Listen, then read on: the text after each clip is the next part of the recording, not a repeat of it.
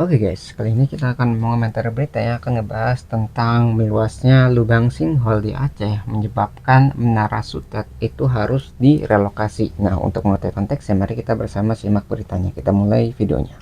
Membahas soal upaya PLN relokasi tower listrik menghindari ancaman lubang raksasa di Aceh Oh Tengah. iya. Saat ini kami sudah bersama dengan manajer PLN UP3 Lok Sumawe, Husni. Selamat malam Pak Husni. Selamat malam Mas Ibrahim. Baik, Pak Husni, jadi sampai saat ini bagaimana progres relokasi SUTT di sana, Pak? Alhamdulillah, tim kita bekerja tadi pagi. Dari rencana awal itu selesai di jam 16 atau jam 4 sore. Alhamdulillah kita bisa percepat, lebih cepat 2 jam. Jadi sekitaran jam 2 siang. Alhamdulillah pekerjaan sudah selesai dan untuk kelistrikan sudah kita normalkan kembali Oke, sekitar harus jam dimatikan tuh ya. 14. Gitu Ja- Mas Ibrahim. Iya, jadi benar harus dimatikan listriknya karena itu tegangannya tinggi gitu. Kalau misalnya nggak dimatikan itu ya akan membahayakan para pekerja yang memaintenance atau ingin merelokasi menara sutetnya ya. Jadi memang harus di apa ya, maintenance atau dipindahkan karena kalau nggak dipindahkan ya lubang tadi itu bisa mengancam infrastruktur yang ada di atasnya. Ya bisa aja kalau runtuh ya makin parah keadaannya. Jadi sebelum hal itu terjadi harus dipindahkan. 6 jam ya Pak dilakukan pemadaman saat relokasi. Itu wilayah yang terdampak mana saja Pak? Wilayah yang terdampak memang Kabupaten Aceh Tengah dan Benar Meriah karena ini termasuk dengan jaringan saluran udara tegangan tinggi yang melayani Gardu Induk Takengon. Jadi suplainya mulai dari Gardu Induk Biren Makin ke besar arah tuh ya Takengon. lubangnya Jadi itu yang ya. berefek atau terdampak itu di Kabupaten Aceh Tengah dan Benar Meriah. Demikian Mas Ibrahim. Ini kami miliki visualnya, Pak Husni, bagaimana kondisi lubang raksasa di Aceh Tengah. Jadi yang direlokasi SUTT yang tampak di gambar atau seperti apa sebetulnya skemanya?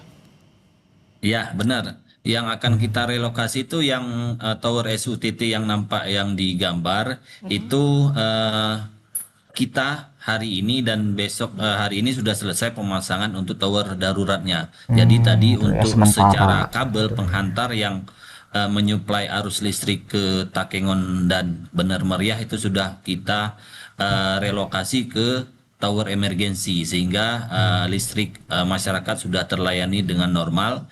Besok rencana kita akan bongkar tower yang memang hanya tinggal berjarak 17 meter dari lubang besar tersebut. Tuh ya, Jadi resikonya kami tinggi tim sekali itu ya. IT kejar-kejaran dengan waktu nih. Jadi kita memang ya karena dampaknya semakin luas setiap hari. Jadi sekitar malam jam 2 itu selalu terjadi penambahan luas lubang tersebut. Jadi target kami untuk yang sudah kami pindahkan kabelnya itu tower tersebut akan kami bongkar secara utuh keseluruhan besok sampai dengan lusa. Tapi Gitu itu Mas. Gitu tower ya. Jadi kan kayak apa ya, sinkhole tuh terjadi gara-gara ada lubang di bawah tanah tersebut. Jadi karena mungkin kemarin tuh hujan besar gitu, banyak pergerakan tanah. Jadi karena ada pergerakan tanah tadi, ya bagian atasnya tidak kuat menopang strukturnya, itu akhirnya runtuh gitu dan terjadilah ya lubang besar seperti ini. Nah, kalau misalnya kita lihat strukturnya itu mungkin akan berbahaya juga kalau misalnya orang tuh tinggal di sana dan bangunan di atasnya juga harus segera dievakuasi supaya menghindari korban jiwa gitu ya. Ya itulah pokoknya kan namanya perubahan alam, kita nggak tahu yang mungkin awalnya stabil, awalnya kuat, tapi gara-gara perubahan musim, perubahan cuaca yang ekstrim, akhirnya menyebabkan tanah itu tidak stabil dan tidak layak untuk ditempati ya gitu. berapa meter Pak? Berapa ratus meter Tuh dari lokasi Dan lubang raksasa? benar. Jadi kurang tuh, lebih sekitar besar sekali ya lubangnya. 120 sampai 150 meter posisi tower darurat sementara yang kami pasangkan dari jarak lubang besar saat ini. Itu masih aman Pak? Atau masih juga Ah, khawatir lubang akan terus membesar? kami juga masih khawatir karena kami belum tahu arah pergerakannya itu apakah terus mengarah ke posisi tower milik PLN atau memang dia akan berbelok atau mengarah ke posisi yang lain. Jadi ini kami masih mencari informasi juga sih Mas. Hmm, eh, Sejauh ini sudah ada komunikasi dengan Forkopimda atau Pemda soal bagaimana menghentikan Eh, lubang ini?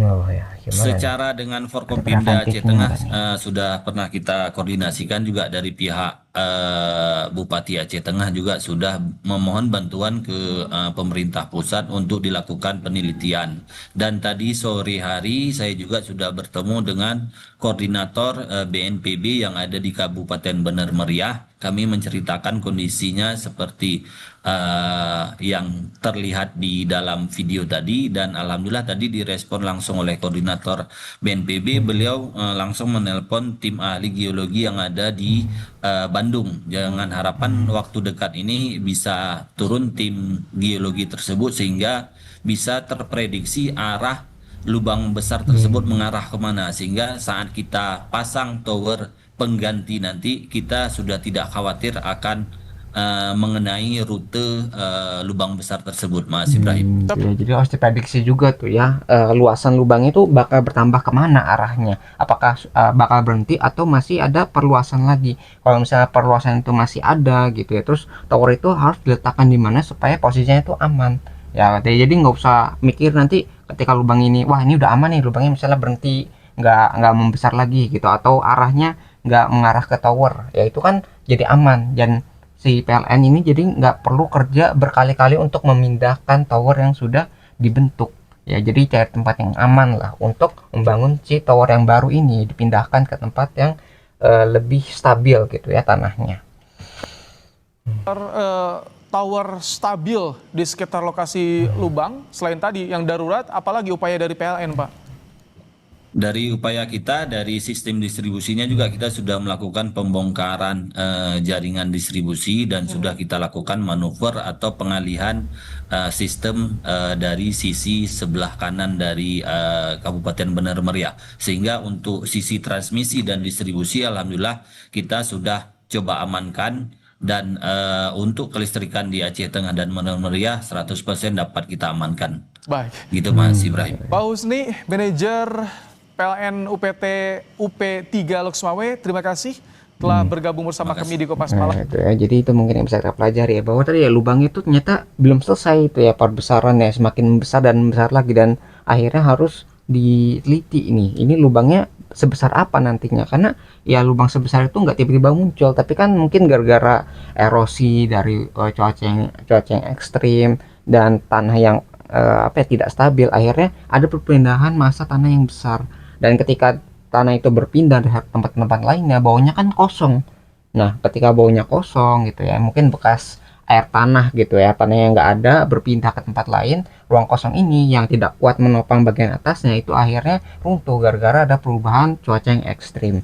Ya, jadi itu juga harus dipelajari, karena mungkin itu tiba-tiba bisa muncul di berbagai tempat kalau misalnya nggak berhati-hati. Ya, jadi itu mungkin yang bisa kita pelajari berita ini. Kalau kalian tertarik dengan sumber beritanya, link sudah saya cantumkan di deskripsi video. Mungkin sekian yang bisa saya sampaikan, semoga video bisa bermanfaat.